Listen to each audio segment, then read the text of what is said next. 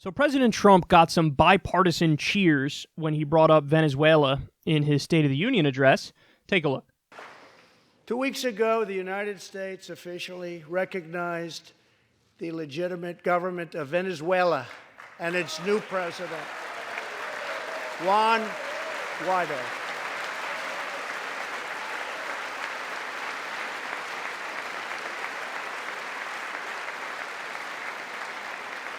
We stand with the Venezuelan people in their noble quest for freedom, and we condemn the brutality of the Maduro regime, whose socialist policies have turned that nation from being the wealthiest in South America into a state of abject poverty and despair.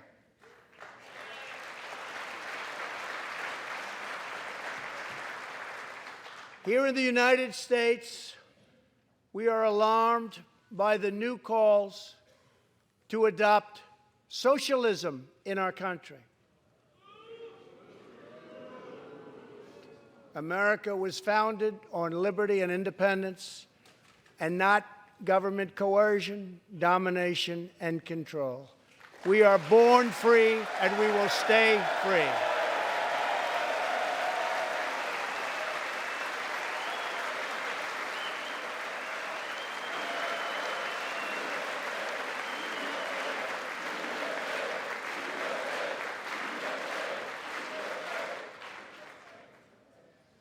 Tonight, we renew our resolve that America will never be a socialist country.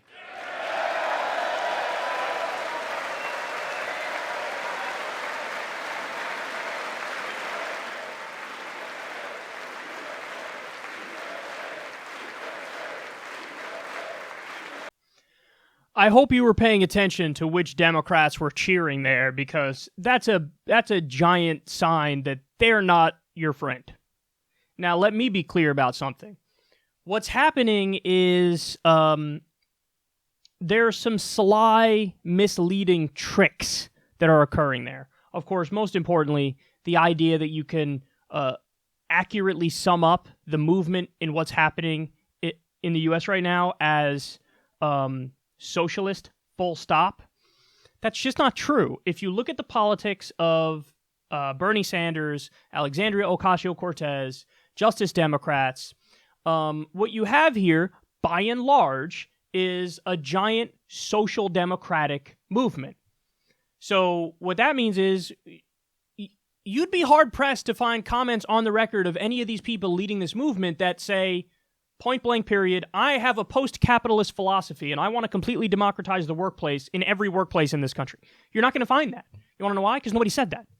Now, there are elements of DSA, people within DSA, who have that belief, but even if you talk with those people and you have extended conversations with them, they'll tell you up front, okay, yeah, maybe I get that we're nowhere near that in America, so do I prefer social democracy to insane corporatism and kleptocracy and oligarchy and capitalism? Yes, I do.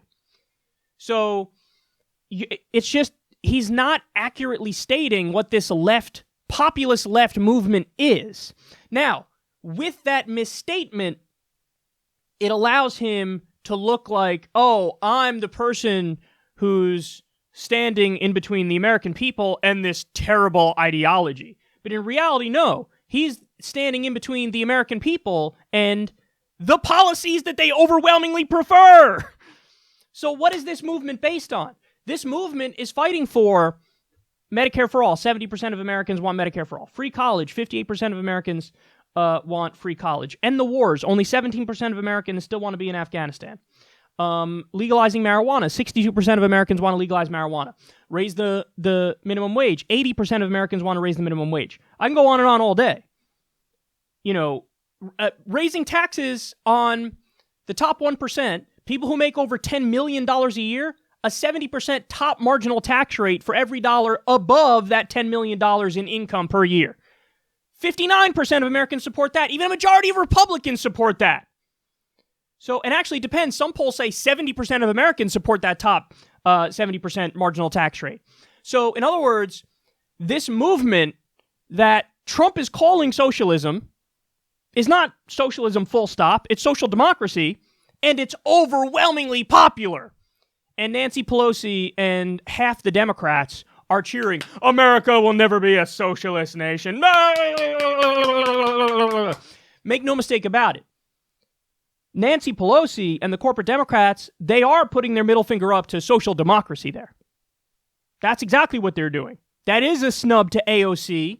That is a snub to Bernie Sanders. That is a snub to Ilhan Omar and Rashida Tlaib and Ro Khanna. That's exactly what that is. So just understand the sly tricks that are going on there. Now, let's further break this down. Democrats cheered Trump announcing an illegal coup in Venezuela. Oh, we recognize the person who were declaring the president, Juan Guaido. Wait, did he win an election? Oh, that's right, he didn't win an election. So as you say, I care about freedom and democracy. Yes. Oh, you do? Well, then how can you fucking casually tweet that a guy who didn't win an election is now the leader of a foreign country? And also, by the way, shut the fuck up about, oh my God, Russia's meddling in our elections by using Twitter trolls that nobody fucking even saw. They're meddling. Meanwhile, we casually tweet a new leader of a foreign country. We have declared that this leader is no longer the leader. We want this guy. And you have the nerve to say anybody else is meddling? Bitch, you're more than meddling. We need a stronger word than just meddling. So I never want to hear anybody, in the U.S. talk about meddling ever again. But Democrats cheered, Nancy Pelosi cheered this insane, lunatic, dictatorial president declaring, oh, we've now decided who the leader of this foreign country is going to be. And by the way, in a different part, she did not cheer Trump talking about how we're trying to make peace with North Korea. Think about how backwards that is. And this is why the Democratic Party is ineffectual. And this is why you have the Republican Party in the position that they're in, because the Democrats are not actually an opposition party. You heard exactly what happened there. She didn't cheer peace. She did cheer casually backing an illegal coup. That tells you about their priorities. Nancy Pelosi stuck in the 1990s with triangulation with the New Democrats. She's right down the middle, corporate centrist all day long, baby. She's like, I don't hate black people, I don't hate gay people, but boy, oh boy, do I want to, help Wall Street deregulate, and boy, oh boy, do I back the military-industrial complex. Vapid ideology. Then when they say, oh, I stand with the Venezuelan people, really? Because I saw a poll the other day that said over 80% of Venezuelans don't want the U.S. to meddle in their affairs. So if you stand with the Venezuelan people, you would say, hey, listen, we got nothing to do with this, we're staying out of it, and we never would just casually tweet who the new leader of your country is. And by the way, I've seen so many terrible takes on Venezuela. The argument coming from the left in the United States, save a few examples. Yes, there are a few fringe examples of people who are trying to defend Maduro on the merits of Maduro. Let me be crystal clear about where I stand. I am not defending Maduro. I am not making any claim at all on Maduro. The claim that I'm making is a very simple one. International law applies to the United States as well. The smug, arrogant idea that we have the right to just declare who another country's leader is? No. And if you think that's true, then look at the assumption you just bought into. The assumption, the premise that you said, I agree with that premise, is the U.S. has the right to override international law and say, oh, yeah, we get to willy-nilly decide who leads in other countries. You had the President of the United States casually tweet who the new leader of a foreign country is. We don't have that right. We don't have that ability. If you think we have that ability, you're wrong, and you don't believe in a system of international law. You believe in American exceptionalism, which really is American supremacy, which means we're above everybody else. So we don't believe everybody's equal. We believe we're above everybody else. So you can take a principled stand on the issue of international law. You don't have to say anything about Maduro. You could agree with him, disagree with him, have no opinion on him whatsoever. It's not about Maduro. It's about having a principled belief in international law. Okay, then he says, well, the socialist policies ruin the country. Now listen, again, like I said, I don't defend Maduro. I think there are absolutely aspects of Maduro that are authoritarian. And if there's anything that you know from watching this show, it's that I consider myself a libertarian leftist. So what that means is I'm a deep opponent of authoritarianism in all of its forms, whether it's on the left or on the right. But that is a massively misleading statement. Now, are there some things that the Venezuelan government did that were horrendous for the Venezuelan people? I'm sure of it. But is Trump just totally whitewashing the idea of economic warfare against the Venezuelan government and, by extension, the Venezuelan people? Yes, Western sanctions have also crippled the country. So to pretend like, oh, it's all the Venezuelan government, that's just not true. Now, you can have an intellectually honest debate about, hey, what are we talking about here in terms of the percentages? So, like, is the situation of Venezuela 50% Maduro's fault, 50% the fault of Western sanctions? I don't know. You'd have to have that discussion, look at all of the evidence, and come to a reasonable conclusion. Maybe it's 70-20. Maybe it's 70% Maduro's fault. 70-30 it would be. I don't know how to do math. Maybe it's 70-30. Maybe it's 70-30 in the other direction in terms of sanctions versus the Venezuelan government. I don't know. And I'm being upfront about the fact that I don't know. But I do know both things played a major part. So to try to pretend like, it's all just because socialism bad. And then finally, I need everybody to understand something. They will never accurately explain your views when trying to counter them. So in other words, they do a classic straw man argument. They build up the straw man, knock down the straw man, and go, see, I'm so right. I just wrecked your ideology. Yeah, but nobody said on the left, like, Venezuela's our ideal system. Virtually everybody who I've seen talk about this issue says very clearly, I kind of want like a Scandinavian model. And it just so happens the Scandinavians kick our ass in virtually every relevant category. When it's healthcare, when it's quality of life, whether it's strength of the middle class, whether it's self-reported happiness, the list goes on in the ways that they destroy us.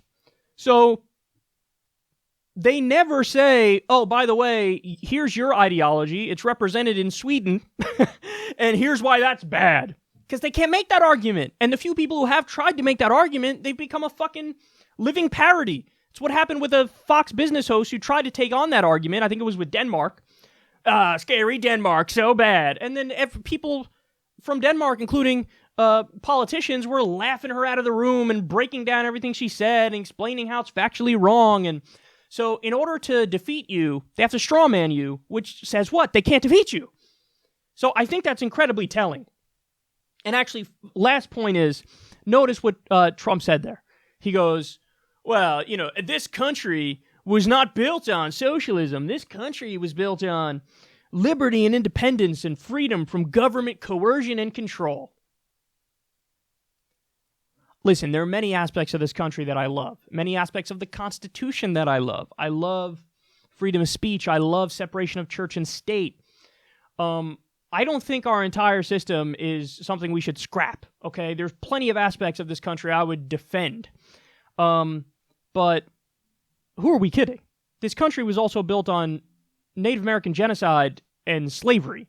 So when you say this country is built on liberty and independence, yeah, liberty and independence for white men, particularly old white men, and freedom from government coercion and control. Again, ask women about that, because they didn't have the right to vote until much later on, treated as property. Ask black people about that. They were slaves when they were here. Now, you might say that's a cheap point, but if you say that, you're wrong, because he said very clearly this nation was founded on X, Y, and Z.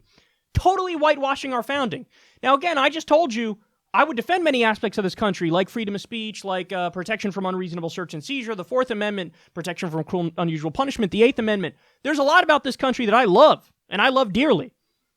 But you have to be honest about every aspect of the country.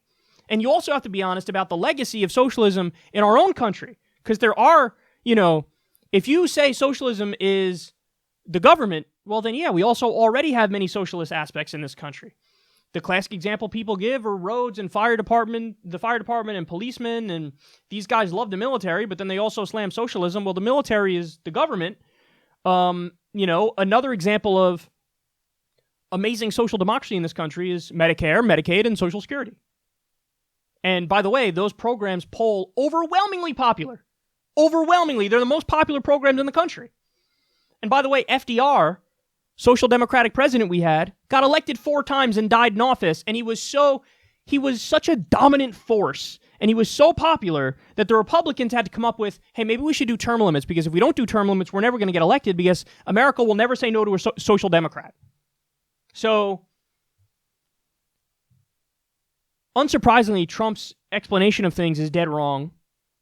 And also, it's just terrible to see Nancy Pelosi and half the Democrats basically cheer this attack on social democracy. Because, again, that's what the real left-wing wave in this country is. And that's based on what they're proposing.